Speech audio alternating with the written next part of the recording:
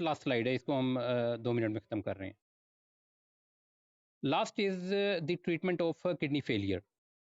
अगर kidney failure हो जाता है तो उसकी ट्रीटमेंट क्या है? तो first most preferred technique is haemodialysis. ठीक है? उसकी डायलिसिस करते हैं। डायलिसिस आपको पता है, washing artificial washing of the kidneys. तो यूजुअली किडनी फेलियर में प्रॉब्लम क्या हो रहा होता है कि चूँकि जो बेसिक फंक्शन है किडनी का, यूरिन फॉर्मेशन, वो डिस्टर्ब हो जाता है। ठीक है? इलेक्ट्रोलाइट बैलेंस डिस्टर्ब हो जाता है। यूरिया जो होती है वो ब्लड में इंक्रीज़ होना शुरू हो जाती है। यूरेमिया जो होता है उसके लेवल हाई होना शुरू हो जाता है। क्रिएटिनिन का लेवल हाई होना शुरू हो जाता है। यूरिक एसिड का लेवल हाई होना शुरू हो जाता है। तो ये सारी चीज़ें वो हैं जिनको किडनी ने एक्सक्रीट आउट करना होता है थ्रू यूरिन फॉर्मेशन। अब चूंकि वो फंक्शन डिक्लाइन पे चला गया है, वो फंक्शन डिस्टर्ब हुआ हुआ है। ठीक है? तो इस वजह से किडनीज जो है उनकी वॉशिंग नहीं हो रही होती, और ये चीज़ें जो है अलोंग विद स्टोन्स ऑल्सो वो डिपॉजिट होना शुरू हो जाती हैं। तो फिर क्या करते हैं कि डायलाइजर के जरिए से डायलिसिस करते हैं, और dialysis is simply the washing of kidneys, clearance of clearance of from the different waste products, including urea, creatinine, most important. So an artificial kidney machine carries out the vital functions the kidneys can no longer perform. ठीक है? तो इसे dialyser को हम, अच्छा, कि अब बताएं, क्लियर है? जी बिलाल, आवाज क्लियर है? चलें, ठीक है। तो मैंने ये आपको ये, जी जी जी, डायलिसिस मैंने आपको ये बताया कि जब किडनी का बेसिक फंक्शन जो जो बेसिकली यूरिन फॉर्मेशन है, जिसके ज़रिए से urea, creatinine, uric acid, electrolytes, जो भी चीज़ एक्स्ट्रा होती है ब्लड में, उसको किडनीज़ यूरिन के ज़रिए से एक्सक्रीट आउट कर देते हैं। जब ये फंक्शन डिस्टर्ब हो जाता है और रीनल फेलियर की तरफ केस चला जाता है, तो उस सूरत में फिर आर्टिफिशियल किडनी जो मशीन है उसको यूज़ किया जाता है, विच इज़ डायलाइज़र। ठीक है? तो उसमें फिर क्या करते हैं कि जो दो दो किस्म की कंडीशंस होती हैं इसमें डायलिसिस में। एक वो है जिसे हम हीमोडायलिसिस कहते हैं, second is peritoneal dialysis. Peritoneal dialysis और हीमोडायलिसिस में बेसिक डिफरेंस ये है कि अगर ब्लड जो है उसको आप लेकर जाएं आउटसाइड किडनी मशीन के अंदर, आर्टिफिशियल किडनी यानी डायलाइजर के अंदर, और फिर वहां पर जो एक्सचेंज ऑफ मटेरियल्स है, यूरिया का, क्रेटिनिन का और सर्टेन इलेक्ट्रोलाइट्स का, यूरिक एसिड का, उसको आउटसाइड दी बॉडी परफॉर्म किया जाए और फिर क्लीन ब्लड जो है ना उसको वापस बॉडी के अंदर भेजा जाए, then it is called haemodialysis. ठीक है? पेरिटोनियल के अंदर जरा थोड़ा सा डिफरेंट एक कॉन्सेप्ट है कि इसमें एक ये इन्वेसिव टेक्निक है। इसके अंदर जो ट्यूब होती है ना वो पेरिटोनियम, आपको पता है कि हमारे जो बॉडी के इंटरनल एब्डोमिनल ऑर्गन्स है ना, जिसे हम विसरा कहते हैं, और विसरल ऑर्गन्स, उसकी और जो बॉडी जो एब्डोमिनल वॉल है उसके दरमियान में एक कैविटी होती है जिसे पेरिटोनियम कहते हैं। ठीक है? उस पेरिटोनियम के अंदर एक ट्यूब इंसर्ट करते हैं, जिसके जरिए से डायलाइजिंग फ्लूइड जो होता है ना उस पेरिटोनियम के अंदर डाला जाता है। फिर कुछ देर तक उसको रोका जाता है वहाँ पे कुछ घंटों के लिए। इस दौरान में एक्सचेंज ऑफ मटेरियल्स होता है, यूरिया का, क्रेटिनिन का, यूरिक एसिड का, फिर उस फ्लूइड को सक आउट कर लिया जाता है बाहर। ठीक है? This is called peritoneal dialysis. So in peritoneal dialysis, waste products from the blood are flushed from the body with the fluid instilled and drained through a catheter. तो ये यहाँ पे बात लिखी भी नहीं है, लेकिन मैंने आपको समझाई है कि पेरिटोनियम के अंदर जो है ना ये ट्यूब जो होती है ना, या कैथेटर इंसर्ट किया जाता है। अगर तो पेशेंट बहुत ज़्यादा सीवियर कंडीशन में नहीं है, रीनल फेलियर की तरफ तो है लेकिन बहुत ज़्यादा सीवियर कंडीशन में नहीं है, तो फिर तो हीमोडायलिसिस से काम चलता रहता है। यूजुअली पहले जो है ना वो उसको कहते हैं जी कि आप महीने में 2 बार डायलिसिस करवाएँ, फिर ये रिड्यूस होता है टाइम, फिर वो कहते हैं जी हफ्ते में 2 बार करवाएँ, फिर ये डेली पे भी आ जाता है। एक वक़्त आता है कि ये तरीका भी फेल हो जाता है, अल्टीमेटली इसमें डेथ ही होती है। लेकिन अगर कंडीशन ऐसी है कि वो डायलिसिस के थ्रू भी रिकवर करने के चांसेस नहीं होते, तो फिर वो स्ट्रेट अवे कहते हैं कि ये डायलिसिस के काबिल भी नहीं है, इसका किडनी रिप्लेसमेंट होनी चाहिए। ठीक है? तो फिर किडनी ट्रांसप्लांट किया जाता है, उसका जो भी कोई सूटेबल डोनर हो उसके साथ। तो किडनी ट्रांसप्लांटेशन के अपने प्रोटोकॉल्स होते हैं, वो प्रोटोकॉल्स यहाँ पे हमने नहीं पढ़ने। आप सिर्फ इतना ध्यान में रखें कि जो किडनी फेलियर की ट्रीटमेंट है वो 2 तरीकों से हो सकती है, haemodialysis, peritoneal dialysis and basically 2 तरीके, डायलिसिस एंड किडनी ट्रांसप्लांटेशन। और डायलिसिस आप हीमोडायलिसिस के ज़रिए से भी कर सकते हैं और पेरिटोनियल डायलिसिस के ज़रिए से भी कर सकते हैं। ठीक है जी, तो ये है सारा आपका kidney physiology and pathology related सारी चीज़ें आई थिंक कवर हो गई हैं। इनमें से अगर कोई बात आपने पूछनी है तो मुझे बता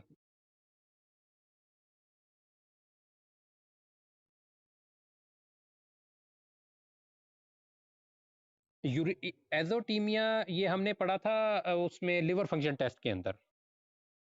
याद है ना आपको उसमें जब हमने लीवर फंक्शन टेस्ट पढ़े थे तो वहाँ पर हमने कहा था कि यूरिया साइकिल जो है ना ये लिवर के अंदर चलता है और वहाँ पे अमाइनो एसिड का जो प्रोटीन का कैटाबॉलिज्म होता है उसकी एंड प्रोडक्ट होती है यूरिया होती है।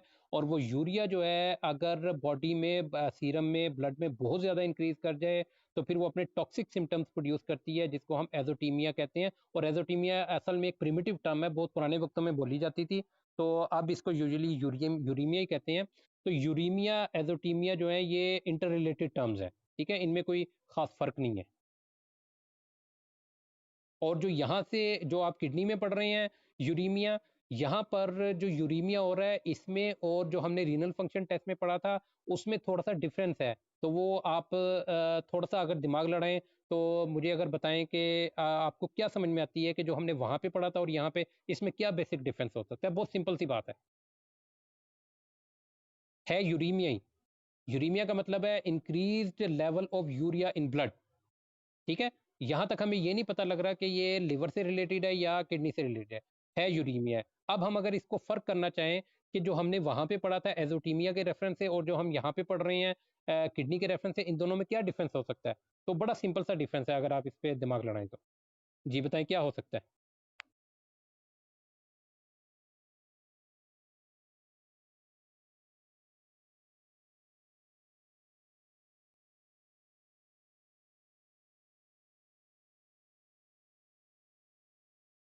नहीं, जब हम यूरीमिया कहते हैं ना, देखें जब हम यूरीमिया कहते हैं तो ईमिया जो लगा हुआ है ना उसमें लास्ट प्रीफिक्स जो लगा हुआ है ईमिया, ईमिया का मतलब होता है इन ब्लड।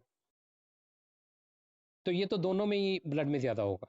आपको पता है ये जो किडनी फेलियर के पेशेंट होते हैं या जो क्रोनिक किडनी डिजीज़ के या ग्लोमेरुलोनेफ्राइटिस के या नेफ्रोटिक सिंड्रोम के जो पेशेंट्स होते हैं, जब इनके हम रीनल फंक्शन टेस्ट करवाते हैं ना जिसमें यूरिया क्रेटिनिन और यूरिक एसिड होते हैं, तो यूरिया बाज़ लोगों का 250 पे भी पहुंचा हुआ होता है, 200 पे भी पहुंचा हुआ होता है। तो वो ब्लड के अंदर होता है और वो किडनी के पेशेंट होते हैं। ठीक है ना, वो किडनी तो एक्सक्रीट ही नहीं कर रहे, किडनी तो इस काबिल ही नहीं है कि वो यूरिया को बाहर निकाले। तो रीनल में भी और हिपैटिक दोनों कंडीशंस में ब्लड के अंदर हाई होता है। लेकिन दोनों में एक बेसिक डिफरेंस है, वो ज़रा सा सोचें, बहुत सिंपल सा डिफरेंस है। वो क्या हो सकता है, ये चीज़ है जैसे वाइवा में पूछी जाती है।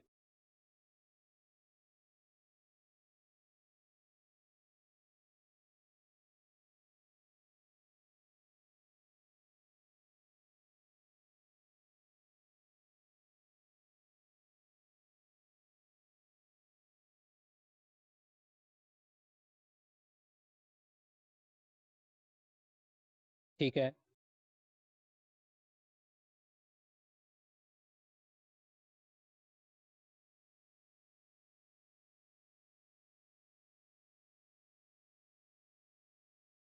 जी।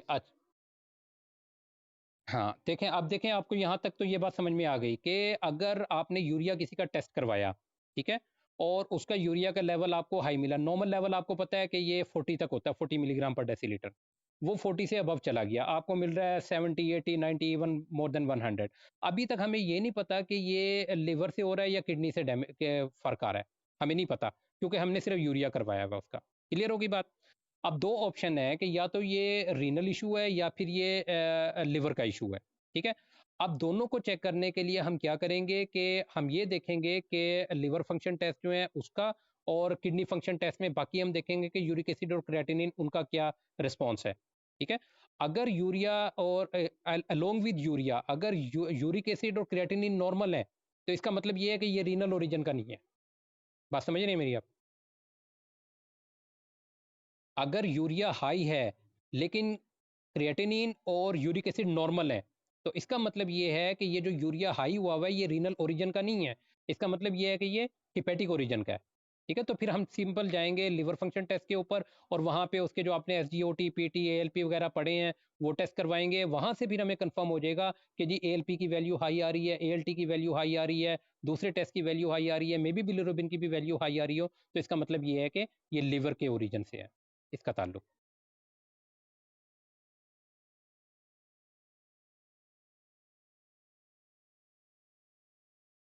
जी, यूरीमिया है, uraemia is a symptom, uraemia is a symptom of end stage renal failure. ये अभी जो आपने रीनल फेलियर पढ़ा है, इसकी जो मोस्ट इंपॉर्टेंट डायग्नोस्टिक सिम्टम है वो यूरेमिया ही है। ठीक है। तो जो अटेंडिंग फिजिशियन होता है ना, उसे ऑब्वियसली हिस्ट्री पता होती है पेशेंट की, उसे पता होता है कि ये जो यूरेमिया है ये इसका किडनी से रिलेटेड है। ठीक है, तो वो तो definitely and stage renal failure से इसका ताल्लुक है, इसमें तो कोई शक नहीं है। ठीक है, लेकिन मैं आपको उससे पीछे की बात बता रहा हूँ कि अभी सिम्टम्स जो हैं उस तरह से एडवांस नहीं हुए। अभी सिंपली जो है ना, एक टेस्ट की वैल्यू हमारे पास आई है यूरिया की, तो हम कैसे इसको डायग्नोस करेंगे कि ये इसका किडनी डैमेज हो रहा है या इसका लिवर डैमेज हो रहा है।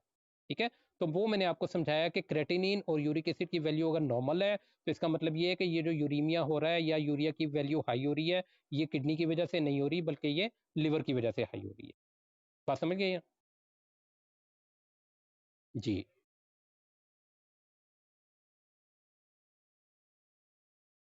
जी।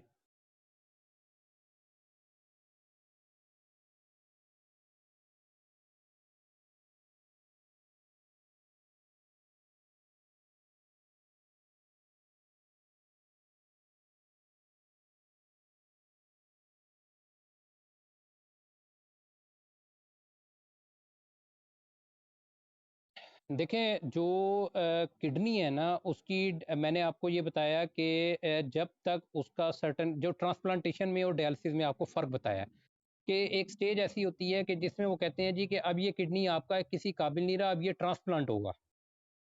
ठीक है, तो वो स्टेज वो होती है कि जिसमें किडनी जो है ना मोर देन 90% अपना फंक्शन लॉस कर चुके होते हैं। उससे नीचे-नीचे जब आप जाते हैं ना, फॉर एग्ज़ाम्पल अभी 30% लॉस हुआ है, तो उसको वो डायलिसिस स्टार्ट करवा देते हैं। ठीक है?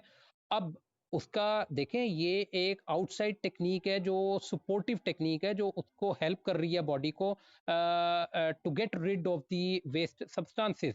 ये आउटसाइड टेक्नीक है, ये बॉडी को इंटरनली जाके रीजनरेट नहीं कर रही। तो किडनी का जो प्रोग्रेसिव लॉस है, जिस भी वजह से हो रहा है, चाहे वो नेफ्रोटिक सिंड्रोम से हो रहा है, चाहे वो ग्लोमेरुलर नेफ्राइटिस से हो रहा है, वो जारी है अपनी जगह पे, वो नहीं रुका हुआ। बात समझ रहे हैं मेरी? तो 30% पे अगर डायलिसिस स्टार्ट हुई थी, ठीक है? और आपने उसको डायलिसिस करते रहे, 6 महीने गुज़र गए, वो जो 30% का प्रोसेस है, वो 30% पे रुका नहीं है क्योंकि अंदर डैमेज करने वाली चीज़ मौजूद है। वो 40% पे चला गया, 50 पे चला गया, 60 पे चला गया, 70 पे। एक स्टेज आई कि अब वो जहाँ वहाँ पर जाके वो अब बस होगी किडनी की कि अब मज़ीद नहीं कर सकता वो, ठीक है? तो उधर से डायलिसिस की फ्रीक्वेंसी इंक्रीज़ होती रहेगी। उधर से किडनी का डैमेज जो है ना, उसकी प्रोपोर्शन इंक्रीज़ हो रही है। बात समझ रहे हैं? तो ये इश्यू इसके अंदर होता है।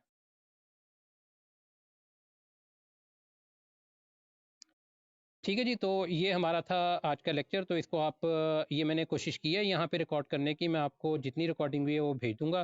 तो आप इसको गौर से बार-बार सुनें, स्लाइड्स को बार-बार गो थ्रू करें, तो उम्मीद है इंशाल्लाह आपको समझ में आ जाएगा।